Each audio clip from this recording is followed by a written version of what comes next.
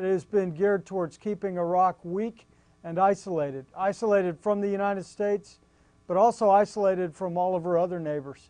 And so I think that frequently in the past, Iran has overplayed its hand with respect to what it's done politically, economically, and through the security situation to try to keep Iraq weak and isolated.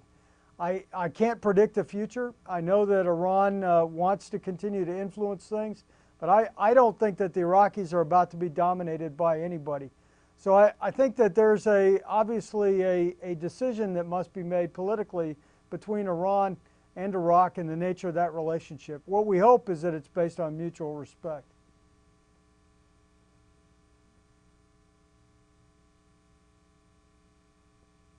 Hi, sir. I want to thank you for your service.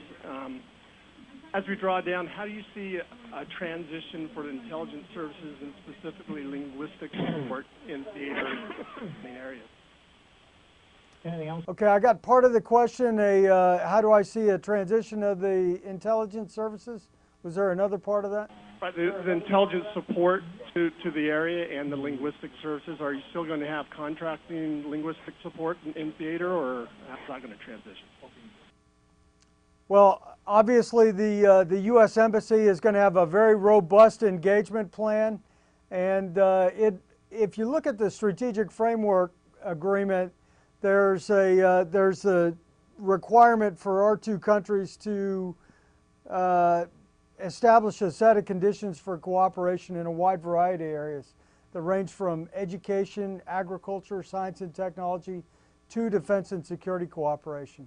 So on the defense and security side, the Bureau of International Narcotics and Law Enforcement will still maintain a significant police partnership, a police professionalization program, and we will have an Office of Security Cooperation as part of the embassy that helps to execute the foreign military sales program on the defense side. But there's a wide variety of initiatives for engagement from a number of different organizations, from USAID, Commerce, Justice, Homeland Security, and other governmental agencies that will have engagement programs here in Iraq. So there's going to be a requirement for linguists. There'll be a requirement for continued help on the intelligence side from a joint and interagency perspective. But the character of that engagement and the character of the majority of the employers will shift from DoD to other agencies under the lead of the embassy.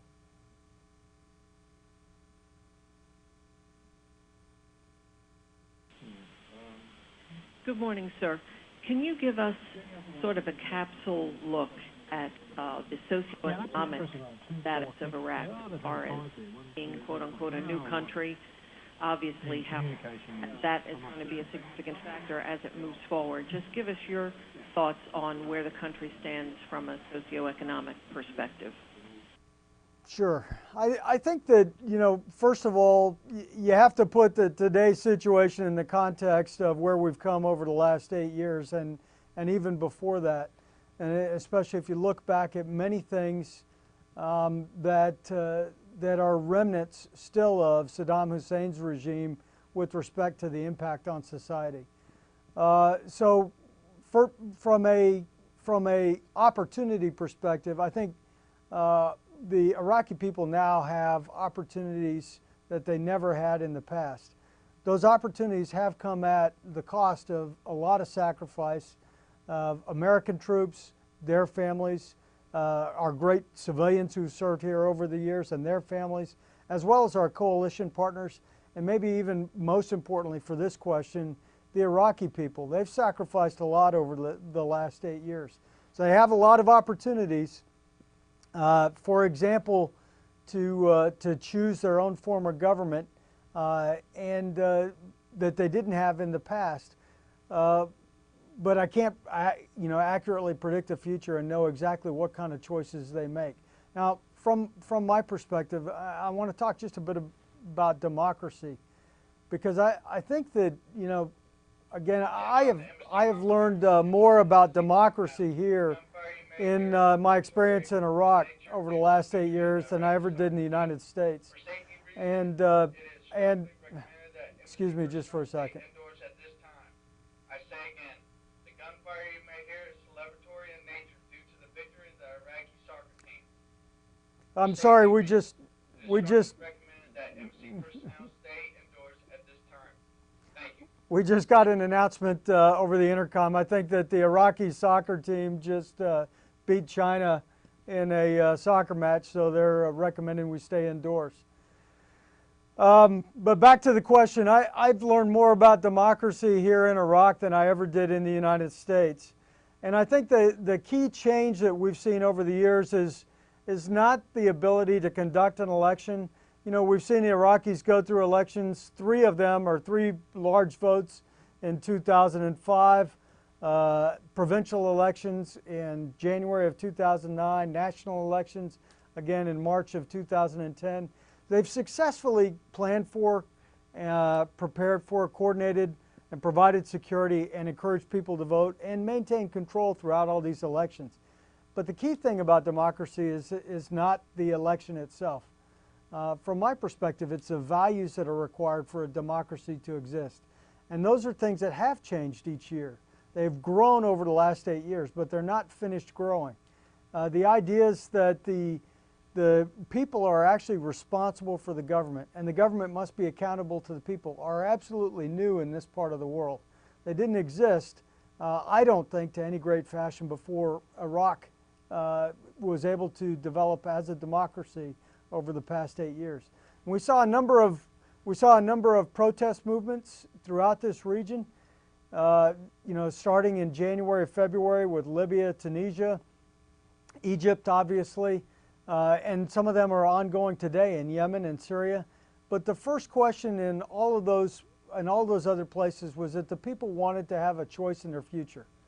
And then things like lack of economic opportunity added energy to those protests. We had protests here in Iraq as well, but they didn't start with a lack of they weren't concerned about the form of government. They were concerned about the performance of the government. So it's very, very different. And that, to me, is one of the most important opportunities that the Iraqi people have had. I think, you know, you can go into detail on the growth of their economic sector, the security forces, et cetera, and we can talk more about that. But to me, one of the biggest things that has changed is the opportunities that they have now. Sir, good morning. My question gets back to the relationship with their neighbors, particularly Syria and Iran. At one point in the war, Syria was a conduit for foreign fighters coming in through Anwar province, and through Iran there was a conduit for IED material and so forth. Could you comment on border security and whether or not those 2 specific situations are still prevalent or not? Thank you. Sure. Let me talk border security in general and what we've seen for, you know, development and reasons why we should be optimistic about the future. But then I'll give you a specific case of where we are right now with respect to those 2 borders. First, you know, we have, through our efforts over the last number of years, done a lot to professionalize the Department of Border Enforcement. We've improved their training, their manning, their equipping, their ability to provide surveillance on the border, the construction of roads so that they can better sustain their troops. And the result has been a development of a more professional force over time. But I think one of the key things is not just the force itself, is certainly not in isolation, but it's how it works with other members of the security forces. So